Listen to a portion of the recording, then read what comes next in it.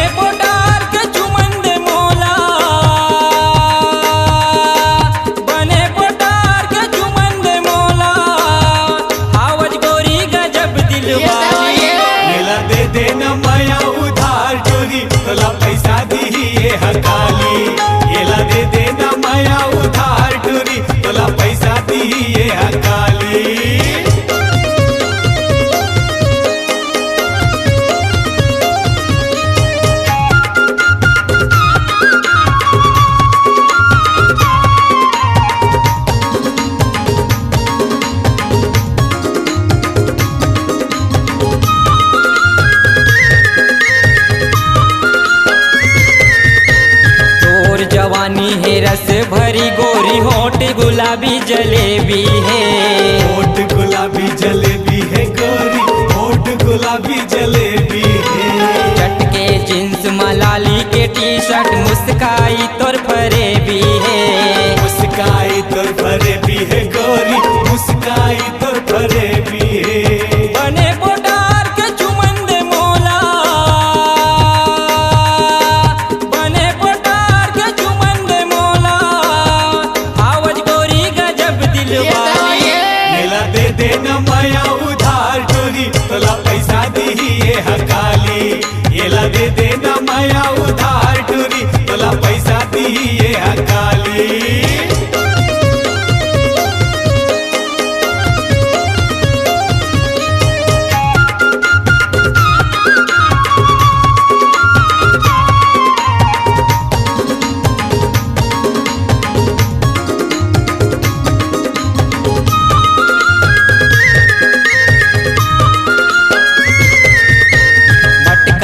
तोर लहर के रेंगना मोला दीवाना बनावा थे।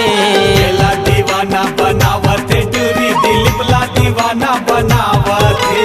डोकरा मन के हाल बिगड़ गए, डोकरा मन पछतावा थे। डोकरा मन पछतावा थे टूरी, डोकरा मन पछतावा थे। बने पोटार के चुमन दे मोला, बने पोटार के चुमन दे मोला, आवाज गोरी गजब दिलवाली। येला दे देना माया उधार टोरी, तोला पैसा दी ये हकाली। येला दे देना माया उधार टोरी, तोला पैसा दी ये हकाली।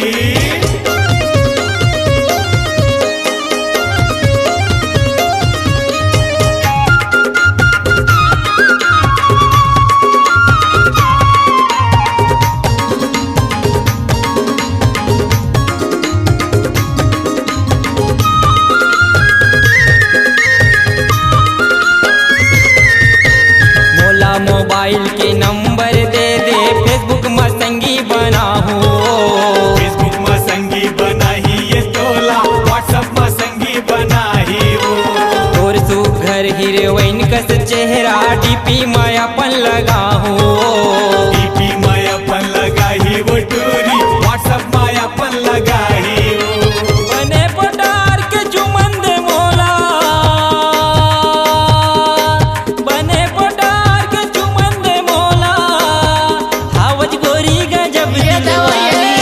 येला दे देना माया उधार टोरी, तोला पैसा दी ये हकाली। येला दे देना माया उधार टोरी, तोला पैसा दी ये हकाली। बने पोटार के चुमन दे मोला,